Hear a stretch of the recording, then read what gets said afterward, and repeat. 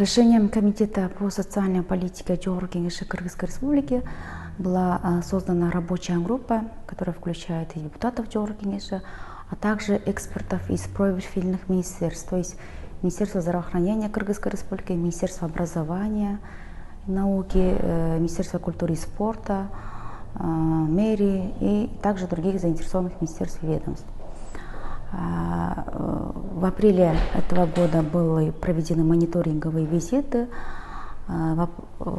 Там по объектам образования, образовательным учреждениям, по организациям здравоохранения, объекты общественного питания, проводились мониторинговые визиты на объекты общественного питания, объекты торговли, учреждения культуры и спорта, здания государственных органов, общественный транспорт. Также проводился мониторинг, как выполняется на общественном транспорте, местах, остановках общественного транспорта и другие. И сейчас среди депутатов Джохор Кеңеши инициируется предложение о запрете электронных сигарет. Мы, конечно, как организация здравоохранения, мы, конечно, поддерживаем их инициативу. На объектах общественного питания по законодательству у нас запрещено курение сигарет, потребление никотин-содержащих изделий, электронных сигарет и изделий с нагреваемым табаком, а также использование кальяна. Но, к сожалению, не во всех объектах общественного питания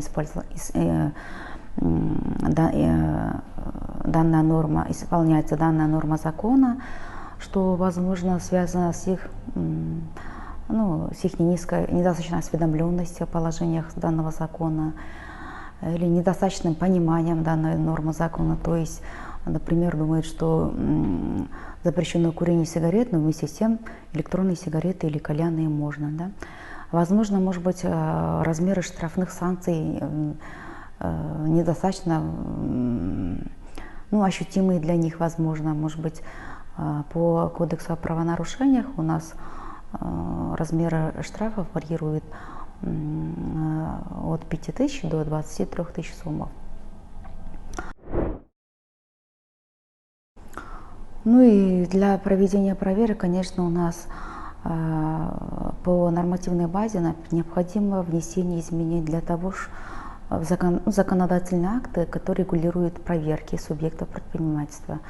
Потому что для того, чтобы могли в полной мере проводить контроль по выполнению норм данного закона. Кроме того, необходимо отметить, что у нас в законодательстве имеются барьеры, так сказать, для контроля, для проведения проверок по исполнению норм данного закона. Дело в том, что у нас проверки проводятся в соответствии с законом о порядке проведения проверок субъектов предпринимательства, в соответствии с заранее согласованным планом проверок, предписание заранее берем. И только при наличии этого согласованного с Министерством экономики и коммерции предписания.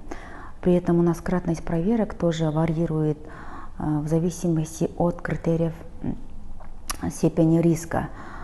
Кратность проверок составляет у нас, может быть, 2 раза в год, может быть, 1 раз в год, или, может быть, объекты с незначительной степенью риска 1 раз в 5 лет.